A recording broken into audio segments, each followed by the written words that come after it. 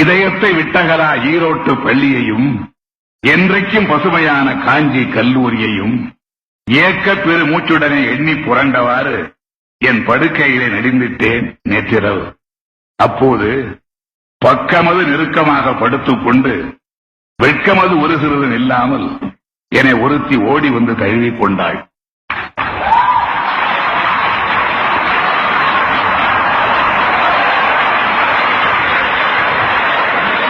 அவளை அள்ளி அணைப்பதற்கு நான் முயலவில்லை என்றாலும்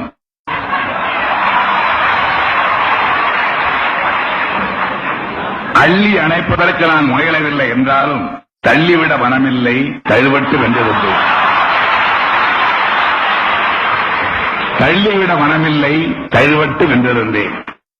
அதன் பின்னர் மற்றொருத்தி வந்தாள். அவள் வானவில் முதலாட்டுக்காரி, வானம்பாடிய இசை கூட்டும் மாயக்காரி. என்ன இது இருமங்கே உருவெடுக்கை என கேள்வி பொறுத்திடுக. முதலில் வந்தவள் பேர் தூக்கம், மற்றொருத்தி கனவு மங்கை. முதலில் வந்தவள் பேர் தூக்கம், மற்றொருத்தி கனவு மங்கை. அந்த கனவிலே நான் கண்ட காட்சியெல்லாம் தமிழ் காட்சி, தமிழர் மாட்சி. அது என்ன கனவு? மன்றம் ஒன்றில் இசைவானம் கீதமழை பொழிகின்றான். மன்றம் ஒன்றில் இசைவானம் கீதமழை பொழிகின்றான். மக்களெல்லாம் மது குடித்த வண்டு போல் மயங்குகின்றார். மங்களமா இசை நிகழ்ச்சி முடியும் போது மக்கள் சிலர் ஆர்வமுடன் மேலும் 10 பாட்டு பாடு என்றார்.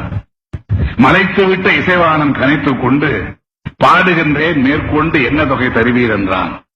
வெடுக்கென ஒரு புலவன் எழுந்து நின்று விடை இழுத்தான், 8 தொகை தருவதாக. 10 பாட்டு பாடு என்றார். என்ன தொகை தருவீர் என்றான். விடை இழுத்தான், 8 தொகை தருவதாக. இசைவானம் புரிந்து கொண்டு இதென்ன நியாயம் என்றன் 10 பாட்டுக்கு 8 தொகையா? அது எனக்கு குறுந்தொகை என்று சொன்னான். இதென்ன நியாயம் என்றன் 10 பாட்டுக்கு 8 தொகையா? அது எனக்கு குறுந்தொகை என்று சொன்னான். ஓஹோ, 500 100 வேண்டுமோ என கடிந்தார் புலவர். ஓஹோ, 500 100 வேண்டுமோ என கடிந்தார் புலவர். 100 வேண்டேன், அதனை தீண்டேன். 400 தருவீரோ புலவரே?